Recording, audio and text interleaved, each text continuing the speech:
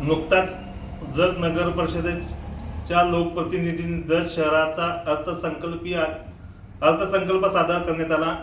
अर्थसंकल्प हा जतकरांचा दिशाभूल करणार आहे, कारण एकीकडे जत शहराला पाणीपुरवठा हा तब्बल 8 दिवसातून एक वेळ होतो आणि दुसरीकडे पाणीपट्टी वाढवण्यात आलेली आहे। म्हणजे पाणी योजना नवीन पाणी योजना जत शहरात चालू आहे, ती योजना या वर्षभरात चालू होईल। ती योजना पूर्ण क्षमतेने चालू झाल्यानंतर 26-27 या आर्थिक वर्षात पाणीपट्टी न वाढवता 27-28 या वर्षामध्ये वाढवण्याचा काही हरकत नाही, पुन्हा जतकरांचा आक्षेप नाही। पण इकडे पाणी मिळत नसताना पाणीपट्टी वाढवून जतकरांवरती कर लादण्याचा हा प्रकार आहे, तर तो त्वरित थांबवा, त्याचा पुनर्विचार करावा आणि या वर्षी 26-27 या आर्थिक वर्षात पाणीपट्टी वाढवण्यात येऊ नये, असं जतकरांच्या वतीनं नगरपालिका लोकप्रतिनिधींना कळकळीचं आव्हान आहे। त्याच पद्धतीनं शववाहिका मोफत दिल्याचं सांगून सवंग लोकप्रियता मिळवण्याचा हा त्यांचा केविलवाना प्रयत्न देतोय। कारण मुळात नगरपालिका परिषदेकडे ज्या वेळेला शववाहिका आल्या तेव्हापासून या शहरातील प्रत्येकाला ज्यांना गरज आहे त्यांना शववाहिका मोफतच दिली जाते। त्यामुळे शववाहिका मोफत देऊन आम्ही काहीतरी करतोय हे दाखवण्याचा आणि दिशाभूल करण्याचा हा प्रयत्न आहे।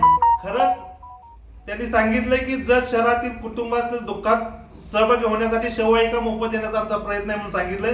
पण खरंच या लोकप्रतिनिधींना जत शहरातल्या कुटुंबाच्या दुःखात सहभागी व्हायचं असेल तर शववाहिका तर ऑलरेडीच मोफत आहे, तर त्यांनी स्मशानभूमीतील दहनक्रिया मोफत करावी आणि खऱ्या अर्थाने त्या कुटुंबाच्या दुःखात सहभागी व्हावा, माझं एक असं आव्हान आहे त्यांना जतकरांच्या वतीनं।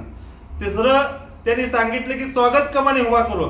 खऱ्या अर्थानं स्थानिक स्वराज्य संस्थांना स्वागत कमानी उभा करण्यास राज्य शासनाचा हरकत आहे।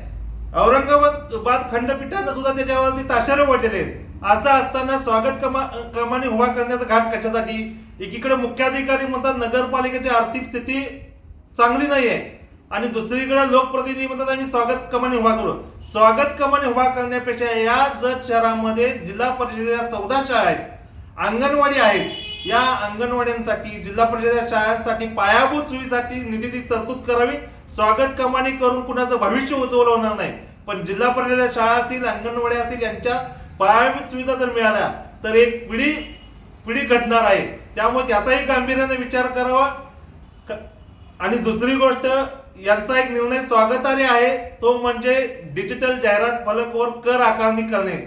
पण हा निर्णय फक्त बोलाचीच कडी ठरू नये, या निर्णयाची प्रभावी अंमलबजावणी करावी, तरच हा निर्णय स्वागतार्ह जतकरांसाठी ठरेल। अन्यथा जतकरांसाठी ही बोलाची कडी ठरणार आहे आणि जसे इतर 3 विषय ज्या पद्धतीने दिशाभूल करणार तसंच हाही दिशाभूल करणारा ठरेल। म्हणून नगरपालिका पदाधिकाऱ्यांना आमचं जतकरांच्या वतीनं कळकळीचं आव्हान आहे। एकीकडे पाणी योजना पूर्ण क्षमतेनं चालू नये, त्यामुळे पाणीपट्टी वाढवू नये। शववाहिका मोफतच आहे, त्यापेक्षा स्मशानभूमीतील दहनक्रिया मोफत करावी।